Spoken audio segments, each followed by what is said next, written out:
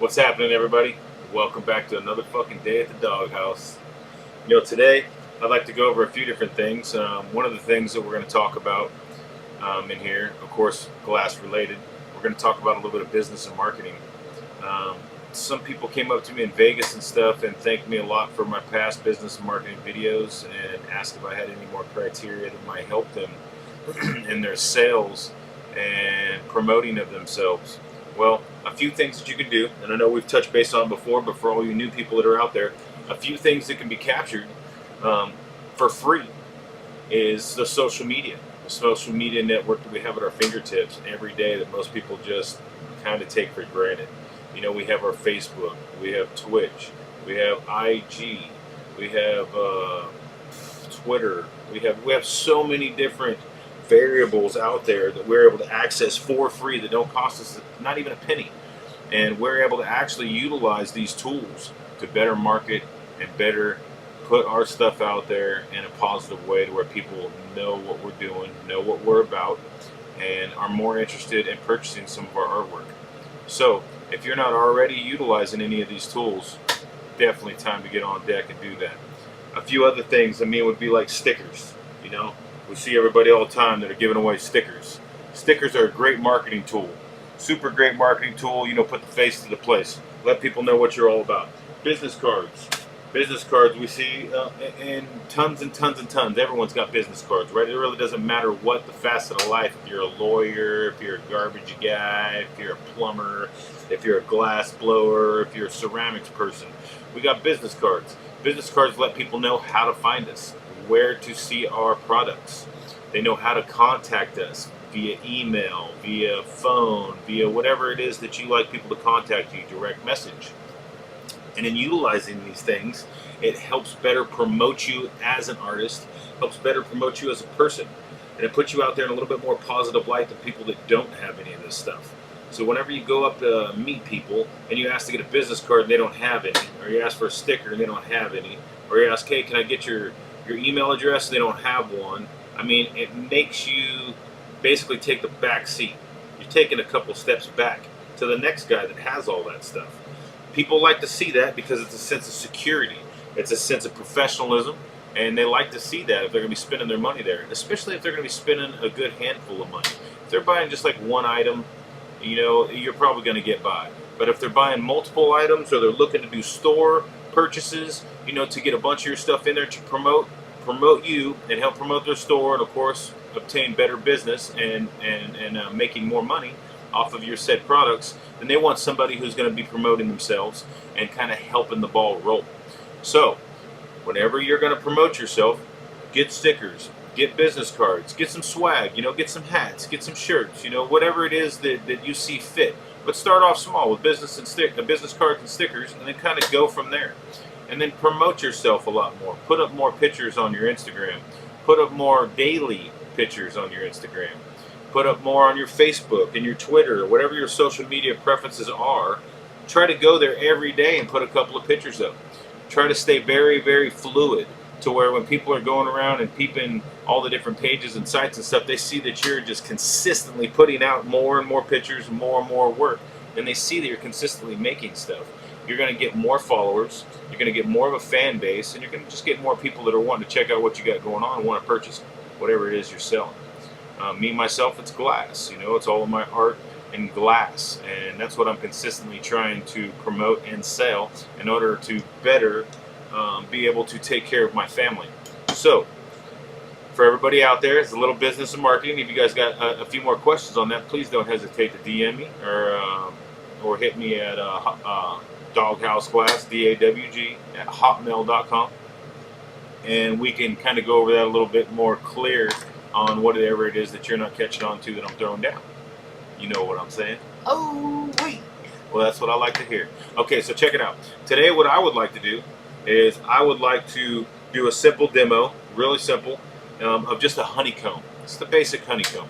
So we're going to use a two-part color. I have some colors in the kiln.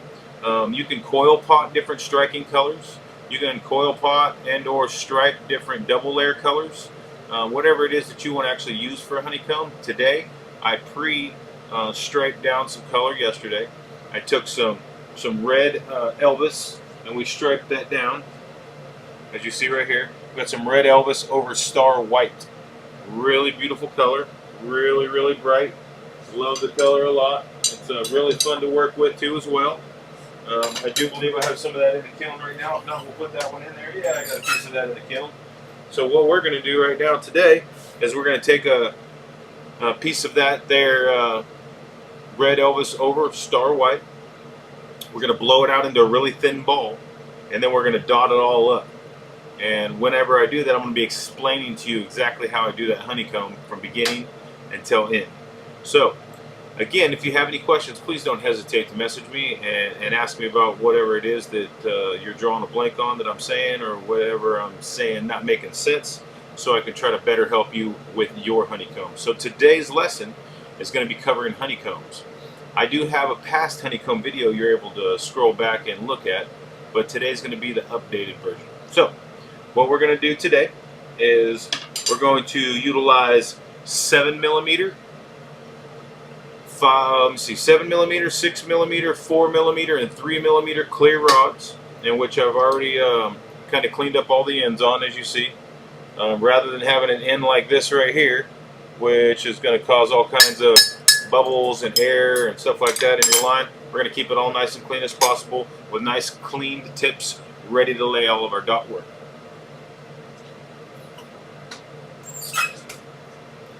Okay, so what we're going to do here is we're going to start off by blowing out a ball, and then we're going to actually continue on to our dot work process. Here we go. Torch lit. I'm rocking a GTT Mirage for anybody wondering.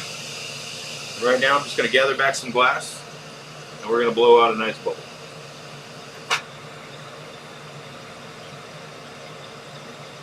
I've been on the torch since 2010. I started off on the torch. I was a plumber and was plumbing for almost 20 years, and got into a bad motorcycle wreck and started blowing glass in my pastime, and it actually became my career.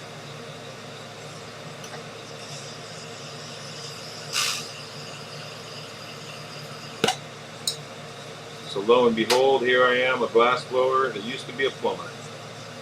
We all got our stories. Everybody used to be something.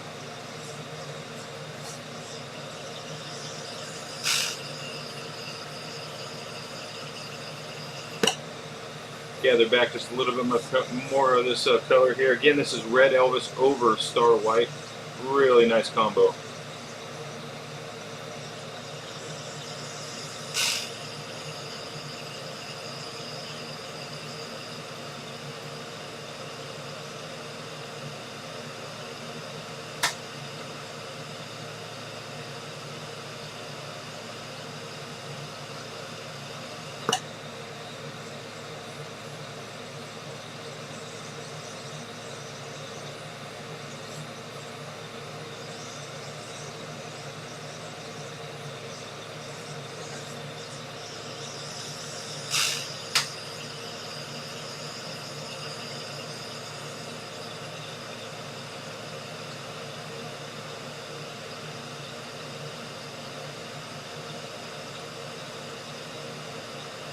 Alright, if you guys are not already, please feel free to follow me on Instagram.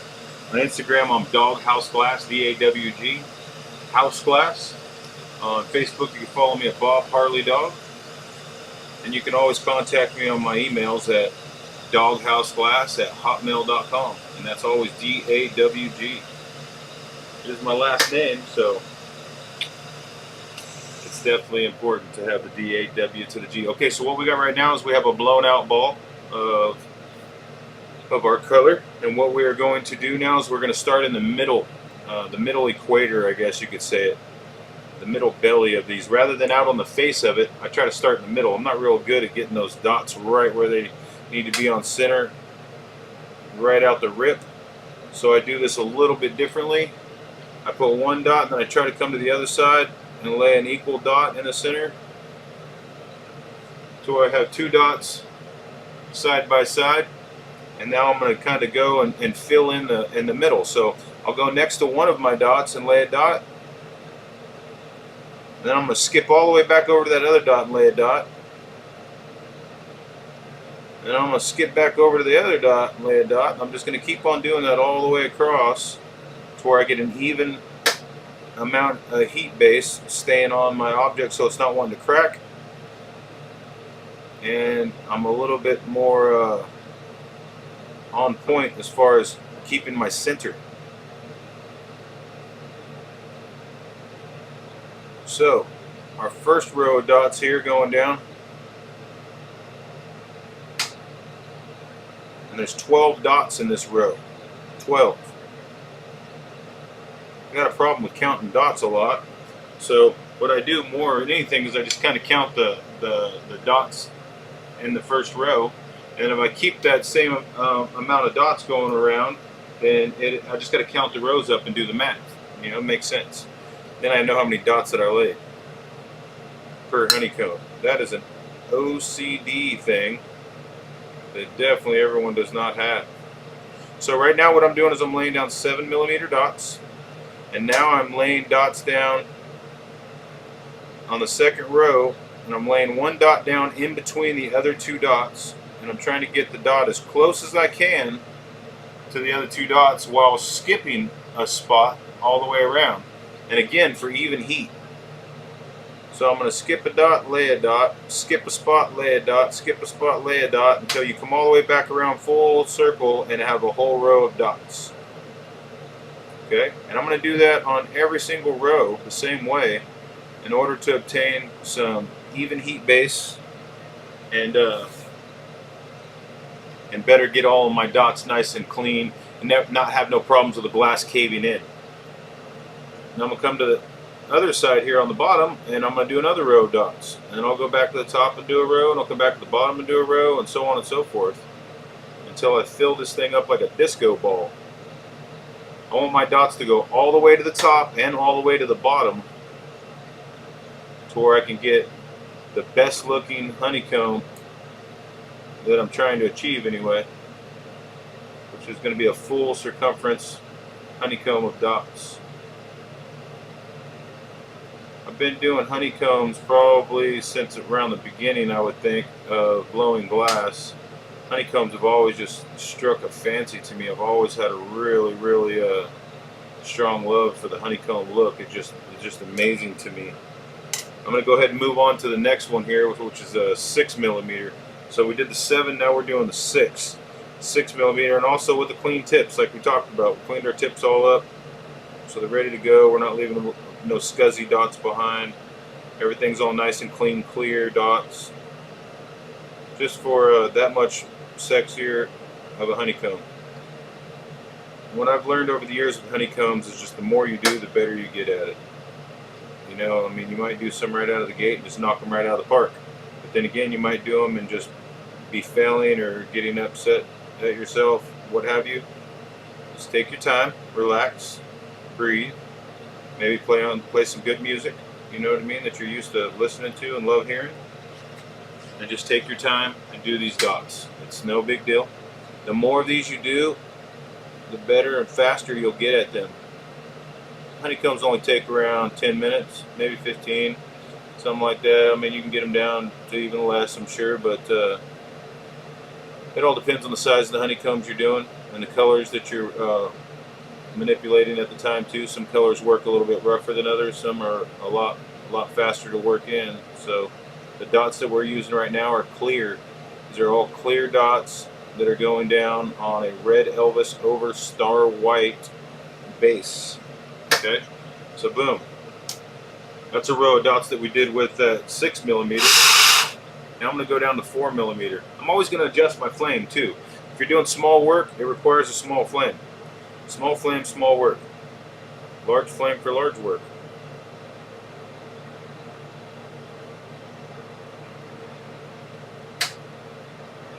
So I'm going around, I'm laying all these dots, and I always try to put the dot as close as I can in between the other two dots. Just as close and tight as I can without touching them.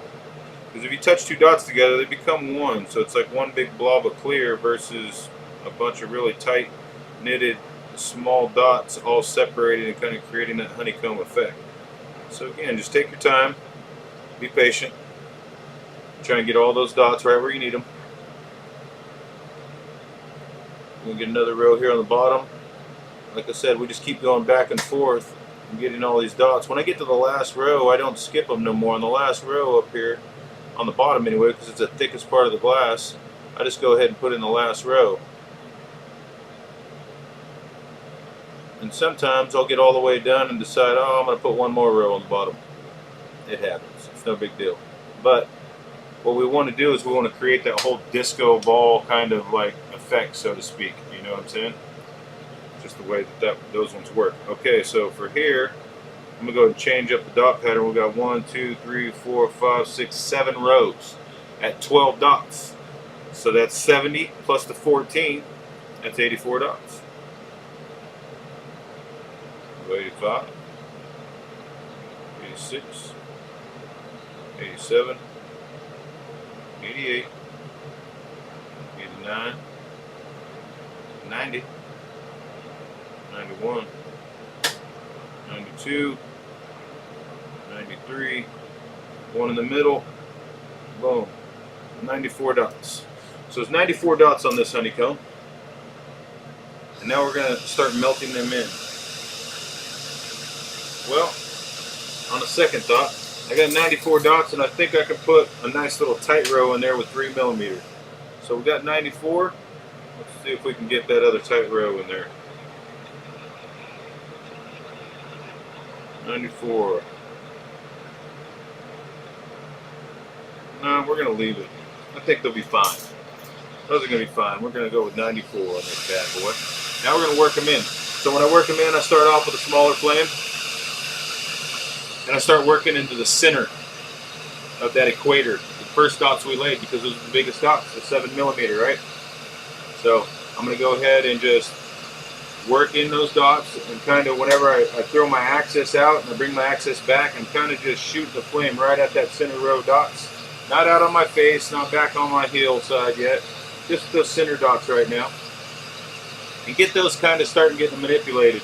And starting to work in a little bit before we actually start moving the glass and moving the flame onto the other parts of the glass. So right now I'm just completely concentrating on the bigger dots. Now the overspray of our radiant flame, the flame that's kind of bending around where we're aiming to, that flame is working in all of those really small dots for us. That 3 and 4mm, that flame is getting right after those. But if we went right after those right now, those things would work right in and all flat, and then we'd really be fighting the center of this. So we're going to go after that center first, get the center working in nice, and then we're going to adjust back out accordingly. So now it's starting to work in those center dots pretty good. And I just keep on rocking back and forth here, and I'm kind of getting a little bit more of the face and a little bit more of the back hillside. And I just kind of keep on doing what I'm doing, just moving back and forth, kind of like a hammock or a rocking chair. And I just kind of keep on working these dots in. Keep spinning, keep moving. If it starts getting a little bit wild for you, just pull out of the flame, let it cool down a little bit and go back after what you're doing. Or just keep on spinning. You know, if you stop spinning, this thing's going to hit the ground. It's molten and it's soupy right now, so we're going to just keep that bad boy spinning. We're going to get those dots worked in. We're going to give her a little puff after we get it all worked in and not before.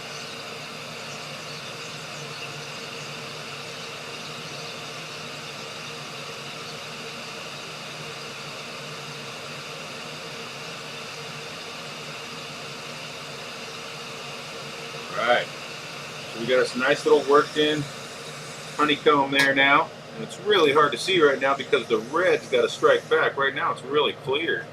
You know, everything's just really clear until that red starts coming back in. So what we're going to do right now is we're going to go ahead and take a 3mm rod for a punty. And we're going to attach that to the end of this bad boy. Try to find your center as much as possible. Then you're going to come to the back side. That's just a cold seal on the front side too, by the way. So you want to get it like a white hot on the rod you're going to use for a punty, and then you'll attach that to the face with a light little push and a little bit of a pullback. You're going to end up with a cold seal that'll pop right off on you really easy whenever you attach it later. Right now I'm heating up that backside. I'm going to warm it up pretty good, and I'm going to give it a slight little puff right here to thin the glass.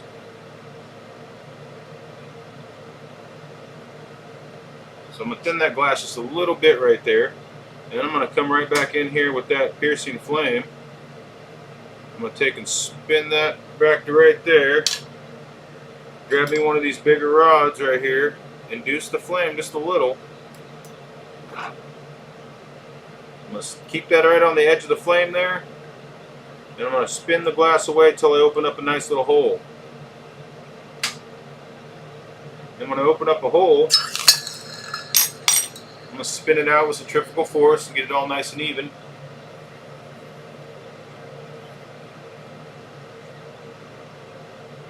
As you can see, some of the red starting to come back now to where you're starting to see actual vein work.